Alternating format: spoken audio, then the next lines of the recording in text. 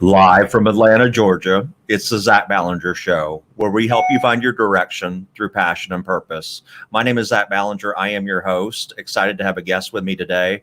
Before I get to that, I do have an exciting announcement. So the last time I was with you guys, I let you know that we were live via iTunes on the Zach Ballinger Show. We're excited. We're on Spotify now. So all you have to do on Spotify is search for the Zach Ballinger Show, and it pops up all the previous episodes. So without further ado, we have a very special guest today, Tommy Washington. Tommy, thank you so much for joining the show today. No problem, sir. Anything for a good friend. We just for my audience that's listening that may not be used to the format, what we're going to do is we're going to do a lightning round. And so these are 8 questions designed just to get to know you better. Then after the lightning round, we're going to go more in depth in the questions. And then we'll end it with some live questions. So if you've got comments or you've got any questions out there, feel free to send them in over the show. And we can ask Tommy that at the end of the interview. We did have a student already submit a question. You can always do that via email or through the Facebook app or Instagram. So without further ado, Tommy, first question in the lightning round. What is your specific title and your occupation? My specific title is a principal engineer for the medical device sector for Evonik, which is a specialty chemical company, as well as a medical device and pharmaceuticals. Did I answer your question? Yeah. So, and you're in engineering, correct? Yeah, biomedical engineering and polymer engineering. And then how many years have you done this particular career? I've been with this company over 5 years. Prior to that, I did consulting for some years and also worked at a few other companies. So I've been in industry maybe 12 years. And so, you know, a lot of my audience out there might be in high school, or they may be just entering in their freshman year of college. Can you kind of explain what is engineering, more specifically, even if you want to kind of devote it to what your specific type of engineering is? That's an interesting question. I guess to me, engineering is problem solving, right? If you have the mindset that you love to solve problems or just make things work, you're basically engineering it to be functional, right? So I would say engineering is making things work. And that basically describes my everyday routine, is figuring out how to make things work or how to move things forward. So. And then, so what kind of skills, you know, because obviously, well, that's a good next question. What kind of education and training and certification does someone need to be an engineer? It depends on what you're planning on going into. For my background, just to give you a big 30-second elevator speech, my background is biomedical engineering, electrical engineering, because it was bioinstrumentation, polymer engineering, and I hopefully should officially finish my PhD pretty soon. So in biomedical engineering as well. But as far as an education, it could take you to multiple paths, because I know people who've gone into engineering and literally started roofing companies. So it just depends on what you necessarily want to do. Gotcha. So if someone's interested in the biomedical engineering part of it, what kind of education do they typically need? Is that a 4-year degree? Yes, biomedical engineering is a 4-year degree. There's different types of biomedical engineering. There's bioinstrumentation, which was my focus in college, which does like a lot of the biomedical and electrical together. Then there's biomechanics, which does biomedical and mechanical engineering together. And then there's like materials focus, which I also did for grad school. Then it's just depends on what your area of focus is. Engineering can be whatever you want it to be, and you can kind of like tailor it to your own specific niche if you necessarily want it to. But to do biomedical, you're definitely going to have both health and engineering, which was a large part of my background. So you'll take a lot of classes with nurses and med students, and then you'll take a lot of engineering courses. So it's a hodgepodge of multiple things. And what kind of skills do you think, you know, if you're entering in that college phase, what kind of skills do you need to have to be an engineer? Like what tangible things do they need to be good at? I would say math would be beneficial and chemistry. Um, if you have a knack for health, like biology and anatomy and things of that nature, what I did more so, um, then that will help you with biomedical engineering. Um, but if you're like going into like electrical or other forms, math is a key basic. You don't have to be great at it. It's okay to be okay. You can be stronger in other areas. Well, you're talking to someone that can't hardly add 2 + 2, so I don't think math is definitely not one of my strong suits. But so you're saying you do have to have a pretty basic to intermediate interest, or Honestly, I don't think that if you're talking about classes, they're going to say math and sciences, which is very true. I do agree that you have to have like a technical progression to your thought when you do things. And I think, but honestly, I don't think a lot of people do in industry now. So I gotcha. think it's rare. So, but if you have to have a characteristic, I would say just have like to finish things, like to solve problems, like to understand why things work. Like literally, if you have that inkling and just like to understand more so than just, hey, I press this button and it happens. And then you're like, okay, I press this button, which sends this signal, which causes this, I don't know, frequency to implement. And then that causes this to work. Then, you want to dig a little deeper and you will have the aptitude most likely to want to make it better. Awesome. And so let's say, because one of the things I encourage people to do is job shadow people, and we can't do that in this current environment. So let's say I went and followed you around for a week. What is a typical day? Obviously days change and it's hard to pin down, but what does a typical day look like for you? Meetings. As much as I hate to say that, it sounds really odd when I say this, but it seems like the higher up in your professional career you go, the less hands-on you actually become, which is my huge strength. I love breaking down big systems or building them or designing them or doing that. But I also love moving things forward. So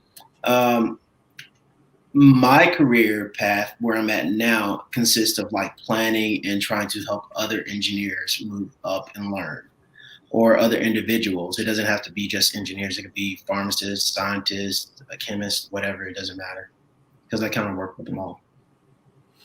And so there's a lot of collaboration, right? You're working cross-functionally to get a goal done. Yeah, but that's my personality. I love to work with multiple people, and I think what drives me is realizing that, hey, we work together as a team to move this forward. So yeah, I work with the chemist, I work with the quality, I work with the, I don't know, lab workers, manufacturers, you name it. I try to see what I can learn from each one of these individuals and how we can use that to. And I think you've already answered this, but I'll go ahead and ask you again. So what do you like most about your job? My current job, what I like most is my independence. Like I don't have people looking over me. I don't have to clock in 2 o'clock or something like that. I just literally get things done. If I'm given a task, I have earned the respect to say, hey, he's going to get it done. Thank you. So you survived the lightning round. Not too bad, right? Oh, wasn't bad. So let's talk about what, your particular company, what is the product that you're making? Kind of the description that you described to me that day. What does it look like? Okay, so what I do is design components that go into the body, right? So implants related to cardiovascular and orthopedic applications, but we're also extending it out to like tissue engineering applications or anything that basically deals with biomedical components. My key niche is dealing with polymers, right? So plastics, non-metals, non-ceramics. Basically, I design the systems, in order to make the components have certain mechanical properties, have biological interactions, be biologically inert, to do whatever they were designed to do, or whatever they are needed to do. So that's my niche when it comes to polymer engineering and biomedical engineering. And that goes back to what I was saying. You can kind of mold it to be whatever niche you need it to be. And how did you know that you wanted to do the biomedical path? Like, did you have a passion for both the health and so that right there is an interesting question, because since I was 5, I wanted to go to med school. Literally everything I did, I read medical encyclopedias as a kid, and instead of going out and playing, I went to a high school that was a vocational program that focused on developing students to go into healthcare. So we did shadowing, we had medical terminology, physiology classes, dissection, like all of that. So I literally was focused on doing that. And then I also, while I was in high school, because they had an engineering technical program too that I became involved in. And I like the best of both worlds. So I talked to a professor. He was like, hey, if you do biomedical engineering, it'll be easier for you to get into med school. I was like, cool, that works. What I didn't know is that my program in college that I went to was biomedical engineering, but it was also like electrical engineering, because we took all the classes that the electrical engineers took. So, and it literally comes from the electrical engineering department. So did that, finished college, grades sucked. They were average, but not med school worthy. But I actually did a shadowing and an internship with the University of Tennessee. And I had a professor there that took me under his wings and showed me that biomedical engineering doesn't suck. Like, I hated college so much. But yeah, he took me under his wing. Dr. Benson, amazing person. He's like a dad to me, like literally. So he taught me everything that I needed to know as far as in how to learn. So he broke me down, built me up. I did polymer engineering. I got my master's in polymer engineering from Tennessee. Go Vols. And then I got my grades up. My grades were great. I learned a lot. And I was in the process of applying to med school and taking an MCAT, applying to med school, or prepping my stuff for med school, and defending my master's, and and what was it? Also probably buying a house. I don't know, something like that. So I was doing other stuff at the same time, and I was like, crap, I have spent this much time in school, and man, do I really want to do med school? I was like, I like what I'm doing now, and I'm still doing the best of both worlds, engineering and medicine. So why do I need med school? So I was like, I won't do it. So they kind of guided me into polymer engineering and biomedical engineering, because I did like a lot of biomedical projects in engineering and polymers. It's fascinating, because when I talk to people, they always have this in their story. So,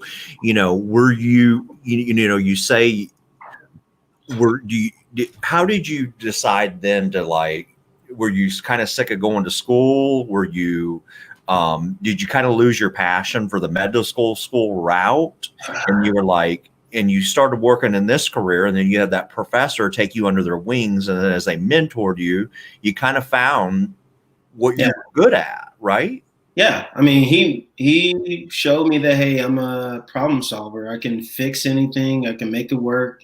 If I don't know, I learn it very fast, and I adapt and off and running, right?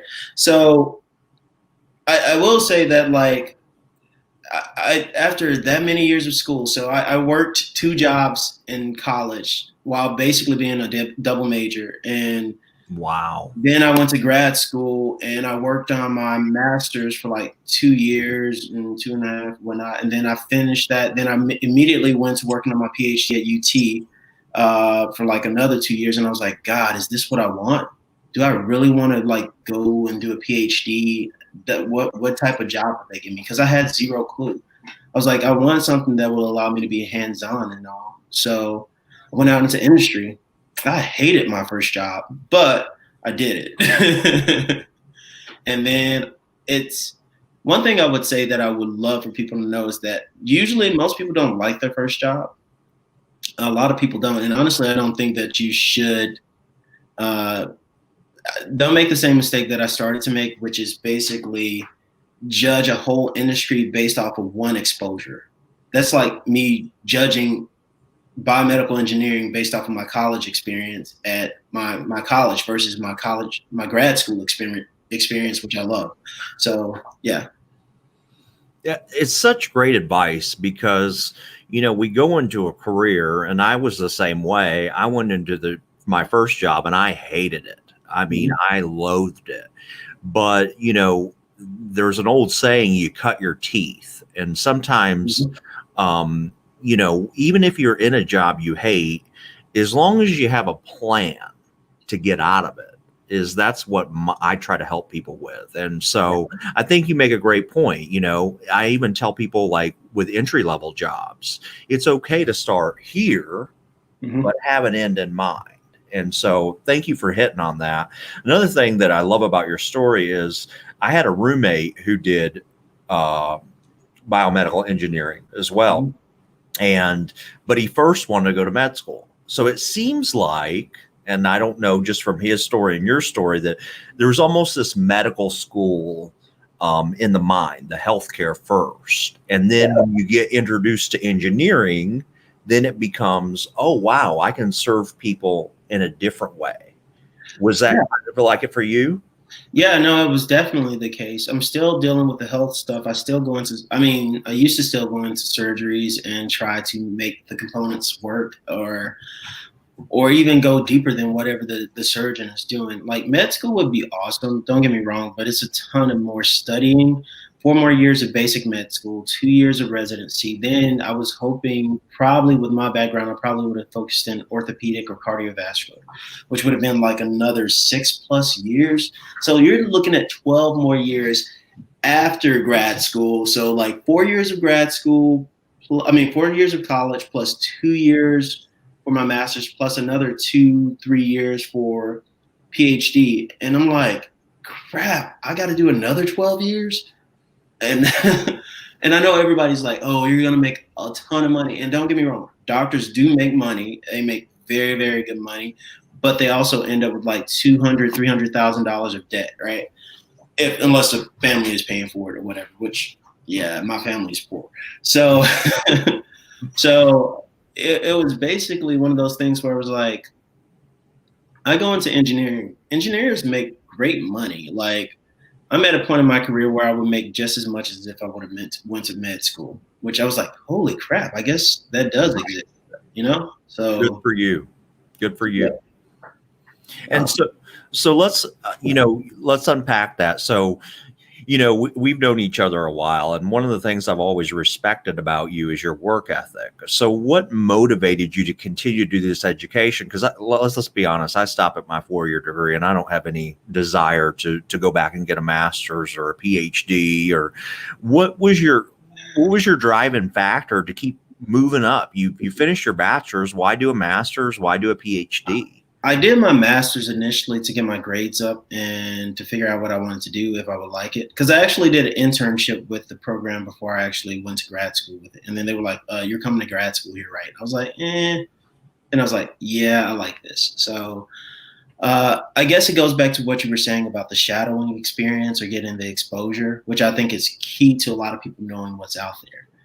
Our brains, sometimes it's hard for us to understand what's next without seeing whatever the options are, right? So that was what motivated me to get my master's. And then PhD is just because, why not? One, this may sound really bad, but so do you know statistics related to how many minorities are in higher education? I have no idea. It's really low. I think it's less than 1% Black males have PhDs, right?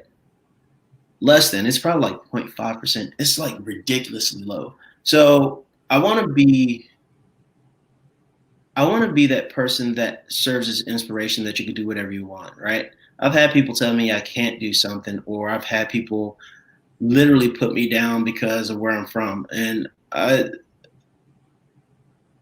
don't I want people to realize that regardless of what barriers you may see at that moment, you just gotta like pause, take a breath, and then figure out a way around it, because you can always get there. You just got to keep at it. And it's stressful sometimes and it may not seem like it, but you definitely got to keep at it. You, thank you for sharing that. I think that's so powerful because I grew up in a small town in Tennessee. And I think we're both from the Tennessee area, but I grew up in a population of, 2,000 people, and I graduated with 70 or 80 people. And so a lot of the times I heard during my course of my journey that you'll never do this, or you never can be this. And that really served as a driving factor for me. I'll never forget this, Tommy. I was sitting in freshman research paper, and Miss Hurst was teaching us how to do a research paper. I can remember the environment of the library, the smell, the carpet, the color, the bad pink tables, and everything. And she said, write on the chart what you would like to make for a living, or what your goal is. And so, I put a number on there. Don't want to disclose it, but I put a number on there that I got laughed at from the whole class. And I can remember that day because I had a goal in mind. I had an end in mind. And like you said, if people tell you you can't, I think me and you are both motivated by that. And definitely, right? Somebody telling you can't do something, or you're not smart enough, or you're not whatever. Yeah. So thank you for sharing that. I had to tell my story too, because I think we relate in that. So another question for you too is, do you recommend, like you talked a lot about moving up in your education levels, but what do you do as far as a career development? Are you kind of complacent, or do you do certifications? Or are you looking more education or leadership, or any? So I have a weird view of that one. Like, it's kind of weird. Like that's one of my struggles now. Like my current company is, don't get me wrong, it has its ups and its downs, but trying to navigate my career at this company has been interesting nonetheless. Like, I'm good at what I do, but sometimes I think you could be too, I don't know. If your manager doesn't have a career path for you, help them develop one. Let them know, hey, you want to do something different, and give it time. Like, don't expect Rome to be built in a day, but let them know that you want to do something different. As far as in like certifications and stuff like that, that one's also kind of weird with my current company. I'll give it two different perspectives from that. So with my current company, they are very letter happy, like master, or you have to have at least a master's. Honestly, most of the industry now, and this may sound really, really bad when I say this, if they are very focused on whatever degree you came from, like undergrad isn't enough sometimes, especially if you want to be in like either management or leadership or a higher position. You can get there for sure, especially if you start out with like smaller companies or startups, but like level of education, even if you don't know anything, it tends to give some people a boost up. And in my experience, honestly, the people, this may sound really bad as well, but I feel like a lot of the time when people have a lot of letters behind their names, which, keep in mind this is coming from me, that they know very, very little. So that's one perspective. The other perspective I've seen in certain companies, and I actually like this one a little bit more, is the people who work hard. Individuals who who are the first to get there, those who are very diligent in making something work and don't come to me with a, hey, we can't do this. Because the second that a person tells me that they can't do something, my brain is not listening to them, and I'm thinking, okay, what do I need to do to solve this? Like, I love motivated people who have that drive, like, hey, teach me this, or hey, let me take a crack at it. that right there will get you far as well. But it just depends on what you're trying to go into. I would honestly recommend like computer engineering because you can live and work anywhere. You make great money, or software engineering or electrical engineering. Um, but yeah. And now we'll take some questions from the audience, but we did have one come in from a student. Looks like they're, just entering in college. So one of their questions is, how do you know which engineering? So I guess he's asking what particular engineering field he wants to be an engineer, apparently, but he's trying to navigate through all of them. Where should he start? What should he do? Honestly, I would say get into like shadowing programs or try to cut your teeth on it. Some schools actually start with a general engineering program, but then a lot of them who specialize in certain areas, they have you go directly into your program. So at UT, they do a general engineering course before they actually divert people into like a specific path, right? So, but if you can, I would highly recommend going to like the Boys and Girls Club, where some companies try to do a collaboration where they do shadowing or matching, or a Big Brothers Big Sisters where they'll help match you up with engineers or something, or even just looking at a company's website and seeing if they actually have like shadowing or intern experience. Like we hired a ton of my interns over the years. So, and that's the next question that came in. Do you recommend internships? I do. I really recommend internships. Honestly, I think that's what got me started, is by doing an internship and realizing, hey, I like this, and hey, I'm good at it. Because to be honest, I don't think you'll know if you like something until you try it at least twice. So I highly recommend doing internships if you can get them. They're probably low pay or no pay or very little, but sometimes you luck up and you get one. Are they pretty competitive? I want to say yes, but again, I think it depends on the company. Like I've interviewed people, and I've interviewed people, and they come in with great grades and all this other stuff, and then when I'm talking to them, they'll be like, "So yeah, I did this, this, and this," and I'm like, "Yeah, I don't care about any of that. What I care about is your ability to learn. Like, if you say you know everything, I don't like you, right?" Right. So if you interview with the right people and they're looking for people to be hands-on and just get exposure, then that's great. You're there, or they're talking to you because your paper shows that you have the basics, but you need to get past those basics in order to stand out. So sometimes they are a little bit more competitive, but it depends on what they're looking for. Gotcha. Well, thank you so much. This has been really informative. I especially think for people that are interested in the engineering field, and even more specifically, the biomedical engineering field, you've been a great resource. So thank you so much for joining the show. No problem, sir. Appreciate it. Until next time, guys, take care.